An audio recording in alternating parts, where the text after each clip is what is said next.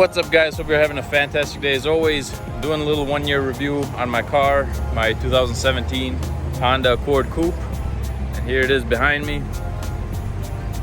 Had the car for about a little over a year now, and pretty happy with it. It's pretty awesome, actually. It has a lot of features that brand new cars don't really have. Like, I'll get into it in a little bit, but doesn't that car look awesome, man? It's not even, I haven't washed it in a while and it still looks awesome. Look at those daytime running lights though. I don't look at the car from outside a lot, but I already know that those daytime running lights, they look absolutely amazing. They just run the entire length of the headlight. I just know they look great coming down the road. I'm on a few forums online with like groups, Facebook groups and whatnot with the Honda Accords, and a lot of people complain that their starters go bad on this car, but my car has like, I don't even know how many miles. I gotta check right now how many miles you got. Looks like 27,000 miles on mine right now. It's a 2017, and people complain that the starter doesn't work good on theirs or it makes noise, but I never had a problem with mine. To this day, I just love how this car looks inside and out. To this day! So, I didn't have to do any maintenance on this car in the 1 year I had it. Literally nothing except oil change and rear brakes. The rear brakes were going bad, so I replaced them myself, and they're good now. The centers are a little rusty, but that's kind of normal. But yeah, driven it through one New York winter. Very happy with it. Before this, I had a 2012 Honda Accord Coupe, and it was a 4-cylinder manual. And that car was fun and all, but was kind of slow. But this thing, when you drive it normal, it's regular, you know, drive slow and everything. But once you give it just a little bit more gas, like you notice, you know, this is not a 4-cylinder, you know, not by any means. Some cool features I really love about the car. Every single time I use the car, pretty much like 99% of the time, I always use the trunk, and it's got this button. So if the key is in your pocket, you just hit this button and it pops up. It's not a small trunk, so you can fit a lot of stuff in there. Today's Father's Day, actually, I want to show you guys. Got him a power inflator. Looks like a drill, but it inflates. If you get this car, this is a must-have, because when you put your foot down, you know, there's a difference. I also love this feature about the car. There's a camera under the mirror. It shows you your blind spot. This literally never gets old to me. I like it, especially when it's a little darker out, and it's like night vision. Oh, I thought it was this screen, but it's this screen here. But yeah, I really love this feature. It literally never gets old. When your turn signal is on, it does it. But also, when you press the button, it also does it. So I'll just press the button without the turn signal. So literally, I could drive all I want, and I can see the blind spot on this screen here. The car has, what's it called? Apple CarPlay. But you gotta plug it into the system. You got to plug it into this thing, and it's got to be wired. So I always just use this for a GPS. Plus, when I'm driving, I like to have the map on the windshield, so I don't have to take my eyes off the road at all. And then I got a camera here, because you never know what happens on the road these days. I do really like that whenever I get in the car, it plays my music. It always connects to Pandora. Honestly, it's not always. Sometimes the internet's bad on my phone, so it doesn't connect to Pandora good. It's got the push starter. I love that. It's got the smart access, actually. I didn't mention that. But as long as your key's in your pocket, you never have to press the unlock button on your car. You just touch the handle and it unlocks. That never gets old. It's a huge difference when I get into a car that doesn't have that.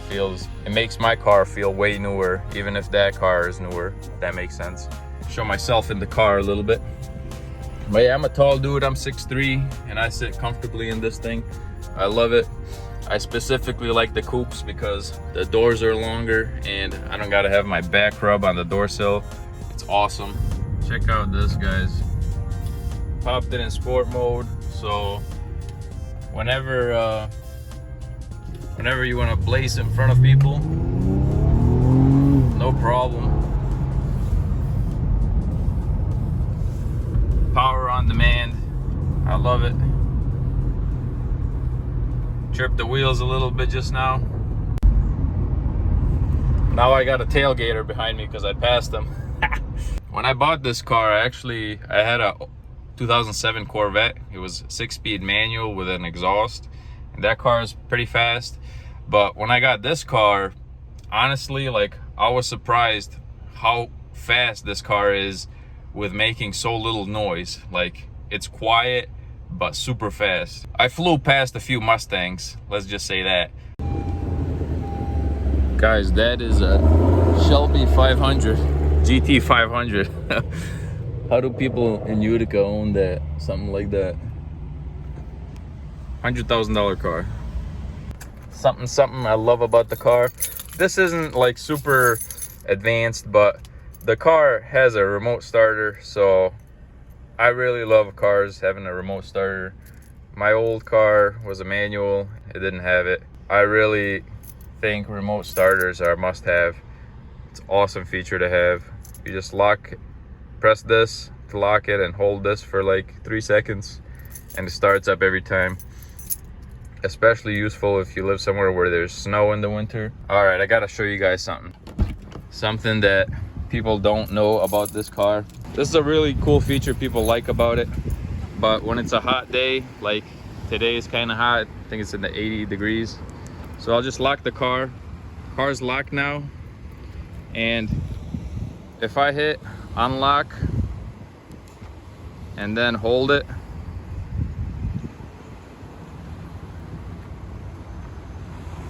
the windows and the sunroof all open up,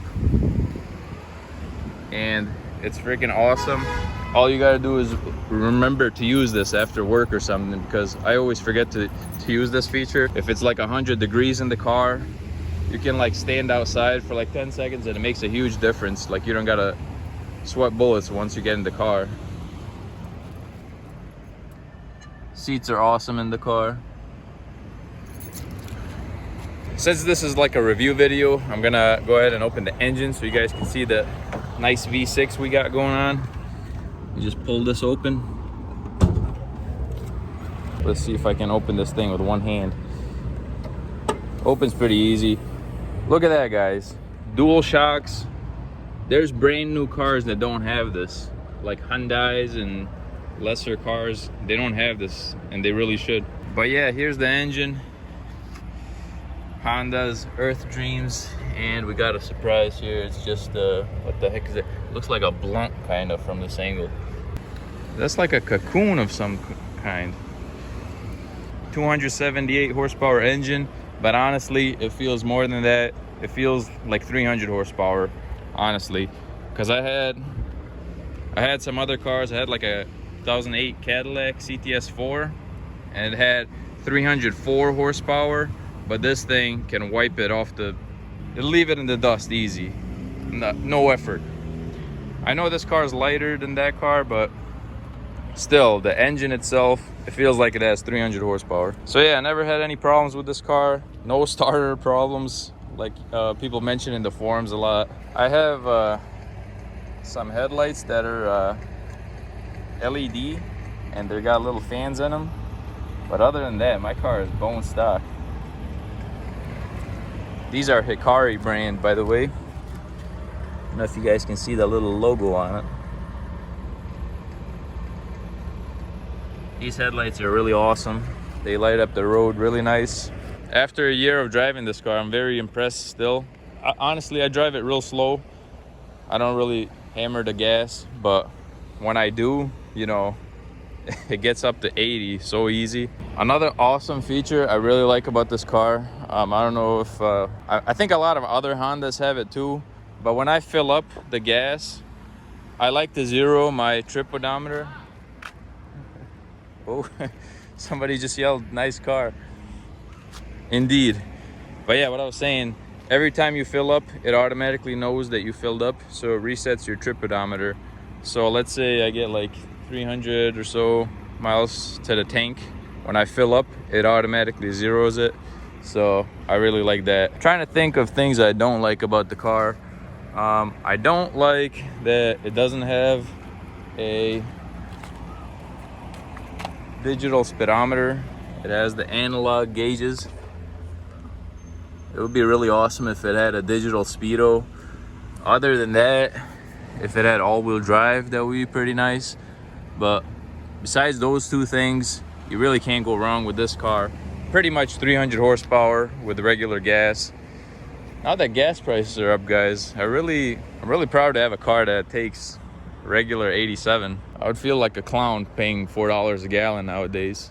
When I had my 2012 Honda Accord Coupe, I really liked this new generation. The new generation started in 2013. I was really like envious of it, and I'm really happy to have this one now. This is actually like the third Honda Accord Coupe with this body style that I looked at or seriously considered buying.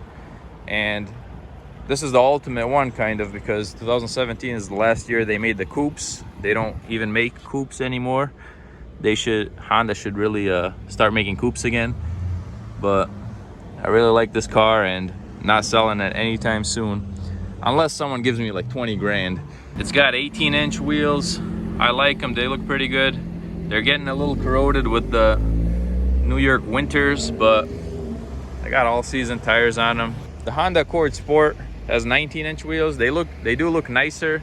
They would definitely look nicer on this car, but honestly, man, you're gonna break those rims driving in upstate New York. But these are pretty good. They got a good profile to them. They're not too rough. The car also has this economy button, which, if I'm honest, I literally never have used it. I used it maybe once just to test it, but I never used that button. It slows the throttle response down a little bit so you can save gas and whatever, but I never used that. All right, guys, hope you enjoyed this 1-year review of my Honda Accord Coupe. I absolutely love this car. I've seen some brand new cars and it doesn't have half the features that this car does, so it still feels nice and fresh to me. So hope you guys liked it. Hit that like button and subscribe for more videos like this. Catch you next time.